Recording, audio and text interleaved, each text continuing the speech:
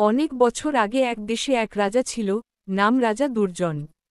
তিনি ছিলেন অত্যন্ত লোভী, অহংকারী ও প্রজাদের কষ্টের খবর রাখতেন না। রাজ্যে কৃষকেরা দিনে রাতেও পরিশ্রম করত, ফসল ফলাত, কিন্তু রাজা সব ট্যাক্সের নামে নিয়ে নিত। কেউ প্রতিবাদ করলে তাদের শাস্তি দিত। এক গ্রামে বাস করত এক গরিব চাষি, নাম ছিল রমেশ। সে সততার সঙ্গে কাজ করত, পরিবার নিয়ে খেয়ে না খেয়ে বেঁচে থাকত। কিন্তু ট্যাক্সের বোঝা এত বেশি ছিল যে একদিন সে নিরুপায় হয়ে রাজার কাছে গিয়ে বলল, রাজামশাই, আপনি যদি একটু দয়া না করেন, তবে আমরা কৃষকেরা মরেই যাব। আমাদের ফসল আপনি নেন, কিন্তু আমরা পেট ভরাতে পারি না। রাজা হেসে বলল, তোদের কথা শুনে কি রাজ্য চলবে?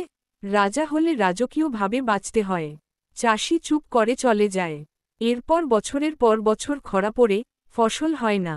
রাজা বিদেশ থেকে খাবার আনাতে গিয়ে রাজকোষ খালি করে ফেলে। প্রজারা ক্ষুধার্ত হয়ে বিদ্রোহ করে বসে।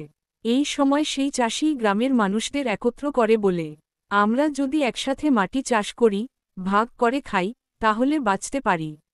লোকেরা চাষির কথা শুনে একসাথে কাজ করতে থাকে। গ্রামের চারপাশে ছোট ছোট কৃষি অঞ্চল তৈরি হয়। খাদ্যের সমস্যা কেটে যায়। অন্যদিকে রাজা দুর্বল হয়ে পড়ে, তার সেনারাও সরে যায়। শেষে প্রজারাই চাষিকে নেতার আসনে বসায়।